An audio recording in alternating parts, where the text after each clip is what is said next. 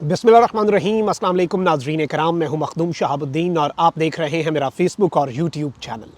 उम्मीद करता हूं आप सब लोग बखैर वाफियत होंगे और जहां भी होंगे अपने अहले खाना समेत खुश भी होंगे और महफूज भी। अगर अभी तक आपने इस वीडियो को लाइक नहीं किया तो लाइक ज़रूर कर लें, क्योंकि हमारे चैनल्स को रिपोर्ट किया जा रहा है ताकि हमारी आवाज़ ज़्यादा से ज़्यादा लोगों तक ना पहुंच सके। इस असर को ज़ायल करने में आपके लाइक्स और कमेंट्स जो हैं वो एक बहुत अहम किरदार अदा करते हैं। इस वक्त बड़ी आम तरीन डेवलपमेंट्स हैं जो हमें मौसूल हो रही हैं। एक जानिब तो लाहौर हाई कोर्ट, जिस तरह से मैंने आपको पहले बताया था कि हफ्ता एतवार और सोमवार ये 3 दिन सरकारी छुट्टियां हैं, लेकिन लाहौर हाई कोर्ट खुली रहेगी। लाहौर हाई कोर्ट से कागजात नामजदगी छीनने, कागजात नामजदगी जमा ना करने वालों के लिए एक बहुत बुरी खबर भी है। लेकिन इसके साथ ही साथ अब बच के दिखाओ, वीडियो सबूत इस वक्त आ चुके हैं और कागजात छीनने वालों का सरगना कौन निकला है, इस हवाले से वो खबरें जो इस वक्त मीडिया नहीं दे रहा। मरियम नवाज शरीफ सनम जावेद के खौफ से एक हल्के से ही भाग निकली हैं और इस वक्त मरियम नवाज का खौफ इस कदर बढ़ गया है कि मरियम नवाज ने मुबैना तौर पर एक हल्के से अपने कागजात नामजदगी वापस लेकर दूसरे हल्के में जमा करवाने का फैसला कर लिया है, क्योंकि सनम जावेद जो है वो इस सब के अंदर मैदान में उतरी है। इसके साथ ही साथ इमरान खान साहब के साइफर केस के हवाले से कुछ तशवीशनाक डेवलपमेंट्स हैं जो आपके सामने रखनी है। इमरान खान साहब की हमशीरा अलीमा खान साहिबा ने इमरान खान साहब का केस आलमी अदालतों में ले जाने का जो ऐलान किया है उसे भी डिस्कस करते हैं, और तहरीक इंसाफ के लोगों के साथ इस वक्त क्या हो रहा है, लेटेस्ट हैपनिंग्स क्या हैं, इलेक्शन के हवाले से हमारी ये खुसूसी कवरेज, खुसूसी ट्रांसमिशन जारी हो सारी है और इस हवाले से अहम तरीन डिटेल्स हैं जो आपके सामने रखनी है।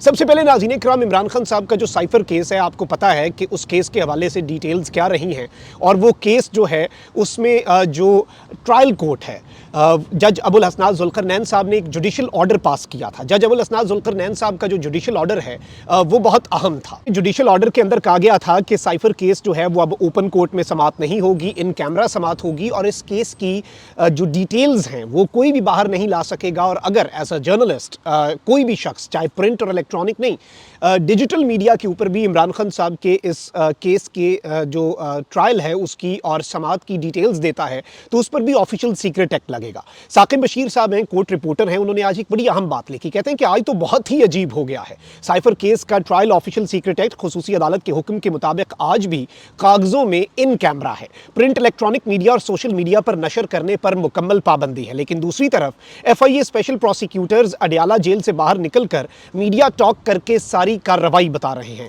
बाकी आज जो कार्रवाई जेल में हुई वो किस तरह हुई वो ना ही बताएं तो बेहतर है। जब केस खुलेगा तो कहेंगे ओपन एंड शट केस था, अदालतें रिलीफ क्यों दे रही हैं। जब आप फेयर ट्रायल के बुनियादी तकाजे भूल जाएं तो इसका हशर वही होता है जो तोशाखाना फौजदारी केस के फैसले का हुआ, यानी कि हुमायूं दिलावर साहब वाले केस का जो हुआ। बैरिस्टर गौर साहब जो हैं उन्होंने भी आज एक बड़ी अहम बात की कि साइफर केस दौरान समात इमरान खान साहब जो हैं वो उठकर चले गए और खान साहब ने इसका बाइकआउट किया, और खान साहब की हिदायत पर हमने भी समात का बाइकआउट कर दिया था। क्योंकि आज जिस तरह से भारी भरकम गवाहान लाकर, और ये समझ नहीं आ रही कि जो आपको सूट करता है उसमें जुडिशल ऑर्डर की ये टेक्निकली खिलाफ वर्जी हुई है, तो क्या FIA प्रोसिक्यूटर्स के ऊपर ऑफिशियल सीक्रेट एक्ट लगेगा कि वो अदालत की सारी कार्रवाई बता रहे हैं क्योंकि जज साहब के ये ऑर्डर्स हैं, या फिर अब चूंकि निज़ाम को, सिस्टम को ये गवाहान के बयानात की कार्रवाई सूट करती है तो इसे देने की इजाज़त है। ये दोहरे मेयार है, लॉलेसनेस है, और अनफॉर्चुनेट चीज़ है कि जो कुछ आज हम मुल्क में देख रहे हैं ये सब कुछ एक बनाना रिपब्लिक, बल्कि इसे बनाना रिपब्लिक ना किया जाए। आपको पता है मरियम नवाज ने तोशाखाना से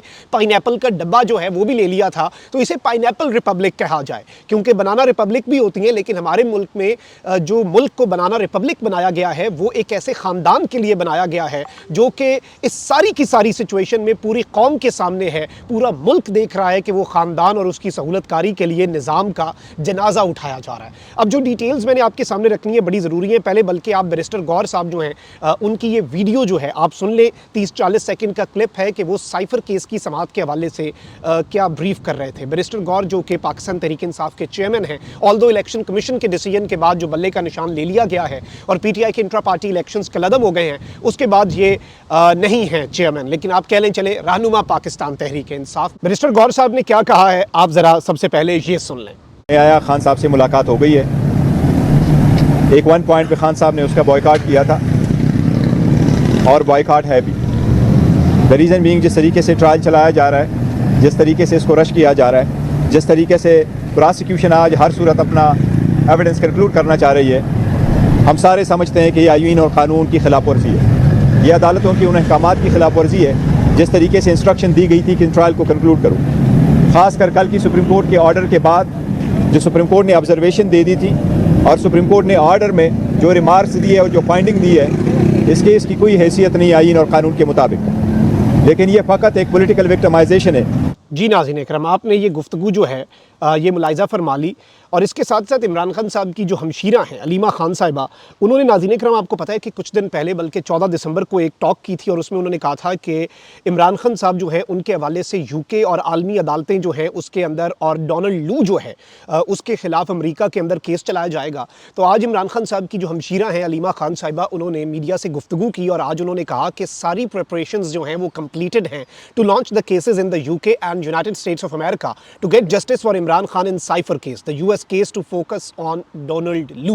यानी अमेरिका वाला केस जो है वो अमेरिकी डिप्लोमेट डोनाल्ड लू के ऊपर ही फोकस्ड होगा और इस सब के अंदर इनके खिलाफ भी, क्योंकि साइफर केस में खान साहब ने ये फैसला किया है कि जनरल रिटायर्ड कमर जावेद बाजवा साहब जो हैं उन्हें भी बुलाया जाएगा और बाजवा साहब जो हैं उन्हें भी खान साहब कहेंगे कि इन्हें भी गवाह के तौर पर लाएं। तो अब ये सिर्फ बात बाजवा साहब तक नहीं रहेगी, जो जज अबुल असनाद जुल्करनैन साहब इसकी समाअत कर रहे हैं, उस केस के अंदर भी पाकिस्तान तहरीक इंसाफ का ये मौक़िफ़ है, खान साहब का मौक़िफ़ है कि हम अमरीकी एम्बेसी के ऑफिशियल्स को भी बुलवाएंगे, वो भी आके अपना मौक़िफ़ दें ताकि दूध का दूध और पानी का पानी हो जाए। ऑल्दो इसका ट्रायल 4 हफ्ते में मुकम्मल करने का आमिर फारूक साहब का फैसला है, उसके ऊपर सुप्रीम कोर्ट ने हैरत का इजहार भी किया और जिस तरह से ज़मानत की दरख्वास्त पर मेरिट्स पर जस्टिस आमिर फारूक साहब ने तो कह दिया था कि सजाए मौत और उम्र कैद है, सारी हवा सुप्रीम कोर्ट के रिमार्क से और सुप्रीम कोर्ट की जजमेंट से ऑलरेडी निकल चुकी है, पूरे का पूरा साइफर केस ऑलरेडी उड़ चुका है। लेकिन आपके सामने है कि इस वक्त हमारे मुल्क में क्या चल रहा है और इस वक्त मुल्क के अंदर हर शख्स अपनी मर्जी कर रहा है। अब यहाँ पर एक और डेवलपमेंट है पाकिस्तान तहरीक इंसाफ के रहनुमाओं के हवाले से, जल्दी जल्दी मैं ये अपडेट्स भी आपके सामने रख दूँ, फिर मरियम नवाज़ जो मैदान छोड़कर भागी हैं उस पर भी बात करते हैं। तहरीक इंसाफ की रहनुमा है आलिया हमजा, इनके कागजात जमा करवाने जाने वाले वकील खाकान मीर को पुलिस ने गिरफ्तार कर लिया और इनसे कागजात जो हैं वो भी छीन लिए गए। अब ये एक बड़ी आम तरीन डेवलपमेंट है। इसके साथ ही साथ मैं आपको ये बता दूं कि हाफिज़ फ़रहत अब्बास हैं पाकिस्तान तहरीक इंसाफ के बड़े अहम, इमरान खान साहब के क्लोज ये कंसिडर होते हैं और इमरान खान साहब के पॉलिटिकल सेक्रेटरी भी हैं, he is the political secretary to Imran Khan साहब। 5 लॉयर्स गए और इनमें लतीफ़ खोसा साहब की जो बहू हैं, डॉटर इन लॉ हैं, वो भी साथ गई थीं और उनके एसोसिएट्स गए थे हाफिज़ फ़रहत जो हैं उनके कागजात नामजदगी जमा करवाने। 5 वकला जिनमें लतीफ़ खोसा साहब की बहू भी हैं और उनके एसोसिएट्स भी हैं, तो इन 5 के 5 वकला को भी अरेस्ट कर लिया गया है, तहवील में ले लिया गया है मुबैना तौर पर और इनके नॉमिनेशन पेपर्स जो हैं वो कॉन्फिस्केट कर लिए गए हैं। अब ये आप यहाँ से अंदाज़ा लगाएं कि इस वक्त सूरत हाल क्या बनी हुई है। वहीं दूसरी जानिब वैसे अबूज़र सलमान नियाज़ी साहब हैं, उन्हें क्रेडिट जाना चाहिए, वो लाहौर हाई कोर्ट से बैक टू बैक जो ऑर्डर्स ले रहे हैं वो बड़े अहमियत के हामिल हैं। सबसे पहले तो लाहौर हाई कोर्ट ने पाकिस्तान तहरीक इंसाफ के रहनुमा हसन नियाज़ी से इलेक्शन के कागजात नामजदगी पर दस्तखत कराने की हिदायत करते हुए दरखास्त निपटा दी है। लाहौर हाई कोर्ट ने तफसीली तहरीरी 4 सफ़ात पर मुश्तमिल फैसला जारी किया है। जस्टिस अली बाकिर नजफी ने तहरीरी फैसले में लिखा है कि दरखास्त गुजार के मुताबिक हसन नियाज़ी इलेक्शन में हिस्सा लेना चाहते हैं मगर उन्हें कागजात नामजदगी पर दस्तखत करने की इजाज़त नहीं दी जा रही। फैसले में कहा गया कि डिप्टी अटॉर्नी जनरल ने आर्मी एक्ट की कोई ऐसी शक नहीं बताई जिसके तहत ज़ेरे ट्रायल मुलजिम इलेक्शन में हिस्सा ना ले सके, लिहाजा इस बात को यकीनी बनाया जाए कि हसन नियाज़ी इलेक्शन में हिस्सा लेने के लिए कागजात पर दस्तखत करना चाहें तो हसन नियाज़ी को इसकी इजाज़त दी जाए। अदालत ने हुक्म दिया है कि इलेक्शन कमीशन के वकील और डिप्टी अटॉर्नी जनरल अदालती हुक्म से मुतल्लिक कमांडिंग ऑफिसर को आगाह करें, क्योंकि हसन नियाज़ी आपको पता होना चाहिए कि मिलिट्री कोर्ट्स की तहवील में है और उनके वाले से कमांडिंग ऑफिसर जो हैं वही ये साइन करवा सकते हैं।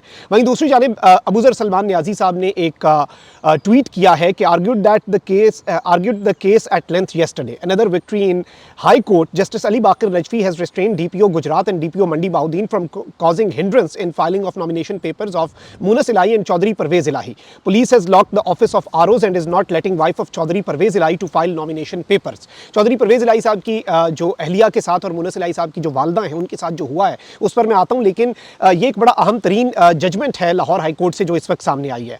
वहीं दूसरी जानिब मैं आपको ये बता दूँ कि अब जो डायरेक्शन आई है वो ये है कि कल सुबह 9 बजे ROs जो हैं, रिटर्निंग अफसरान जो हैं, उन्हें अदालत की तरफ से डायरेक्ट कर दिया गया है परवेज़ इलाही, कैसरा इलाही, मुनस इलाही और हम्माद अजहर, ये 4 लोग हैं कि इनके सुबह 9 बजे जो पेपर्स हैं, नॉमिनेशन पेपर्स, वो सबमिट कर लिए जाएं। पंजाब पुलिस को भी ऑर्डर्स दे दिए गए हैं कि वो कैंडिडेट्स को ना रोकें और नोटिसेस जो हैं वो इशू कर दिए गए हैं आमिर सईद राम वाले केस के अंदर भी, क्योंकि जो उन्हें आपको पता है कि जिस तरह से उन्हें उठा लिया गया है। और इस सब के अंदर इन्होंने ट्वीट किया कि लीगल बैटल कंटिन्यूज, और अभी रात गए बेसिकली ये अदालत से फ्री हुए हैं। ये एक बड़ी आम तरीन डेवलपमेंट है, अदालत से एक बहुत बड़े रिलीफ के तौर पर ये चीज़ सामने आई है पाकिस्तान तहरीक इंसाफ के रहनुमाओं के लिए, हम्माद अजहर और चौधरी परवेज़ इलाही, मुनस इलाही, कैसरा इलाही साहिबा के लिए। और इस सब के अंदर अब अदालती अहकामात की क्या खिलाफ वर्जी होगी, क्या आरोज़ और पुलिस जो है वो तौहीन अदालत के मुर्तकिब करार पाएंगे?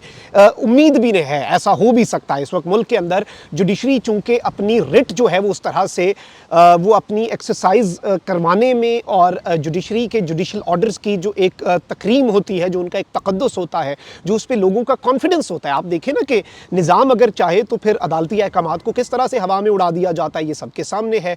रोज़े रोशन की तरह बात यहाँ है। मुनस इलाही साहब ने ट्वीट किया कि आज सारा दिन मेरी वालदा को कागजात नामजदगी जमा नहीं कराने दिए गए। इंतज़ामिया लाहौर हाई कोर्ट के ऑर्डर की धज्जियाँ उड़ाती रही। जब इनको गेट से अंदर जाने दिया तो साथ ही कागजात छीनने की कोशिश की गई। ये सारे इर्द गिर्द सिविलियन कपड़ों में कौन लोग हैं? ये मुनस इलाही साहब ने सवाल उठाया। और अच्छी बात यह है क्योंकि ये अंदर बाहर पुलिस थी, बड़ी मुश्किल से इन्होंने ऑर्डर्स की वजह से अंदर जाने दिया और ऑफिस के। अब अच्छी बात ये हुई और इनकी किस्मत यहाँ से अच्छी थी कि इन्होंने बेसिकली वीडियो बाहर से ही, बेसिकली गेट के बाहर से ये वीडियो बना रहे थे जूम करके, और उसमें बड़ा क्लियरली देखा जा सकता है। और चौधरी शुजात हुसैन साहब को आज हिला देनी चाहिए सारा सब कुछ, क्योंकि उनका बेटा प्रोटोकॉल एंजॉय कर रहा है, पुलिस की सिक्योरिटी में आके पेपर्स जमा करवा रहा है, और चौधरी शुजात हुसैन साहब की सगी हमशीरा जो हैं वो जिस तरह से सफ़र कर रही हैं और जिस तरह से आज उन्हें ज़दोकोब किया गया है, ये इंतहा है, ये हद है, और इन हदों को इस तरह से छुआ जा रहा है। This is unfortunate. आप ज़रा ये वीडियो देखें।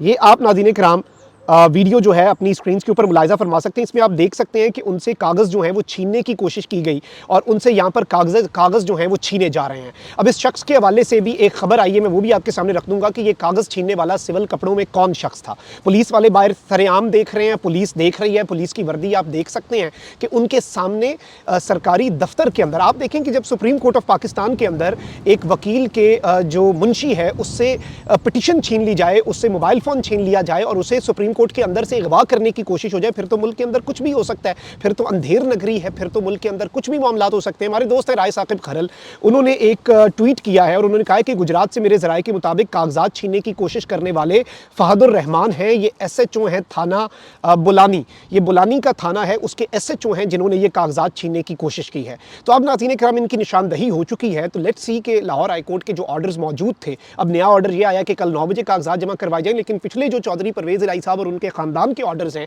उनके ऊपर जो अमल दरामद नहीं हुआ उसके ऊपर अब लाहौर हाई कोर्ट क्या तौहीन अदालत की कार्रवाई करेगा। इलेक्शन कमीशन वाले अपने दफ्तरों को कुंडी लगा के निकल गए हुए हैं। लॉ विंग जो है इलेक्शन कमीशन का, उसे 3 दिन की छुट्टियां दे दी गई हैं, ऑल्दो बैलेट नॉमिनेशन पेपर्स जमा होने का सिलसिला जारी है, विच इज़ वेरी अनफॉर्चुनेट। और इस वक्त इलेक्टोरल प्रोसेस जो है वो सैबोटाज हो चुका है और मुल्क की तारीख के बदतरीन और मुल्क की तारीख के सबसे मुतनाज़ा तरीन इलेक्शंस की तरफ अनफॉर्चुनेटली पाकिस्तान जो है वो बहुत तेज़ी से बढ़ रहा है। अब ज़रा आ जाते हैं मरीम नवाज शरीफ साहिबा के ऊपर। मतलब इतनी सहूलतकारियों के बावजूद नून लीग के बंदे जाते हैं और जो आरओज़ हैं या फिर जो असिस्टेंट कमिश्नर्स हैं वो उनका बस नहीं चलता कि वो वारी सदके जाएं और वो उनका पहले सदका दें कि आप हमारे दफ्तर आए हैं और आपको नज़र ना लग जाए आप कितने अच्छे लग रहे हैं, कागजात नामजदगी आपके कितने अच्छे हैं।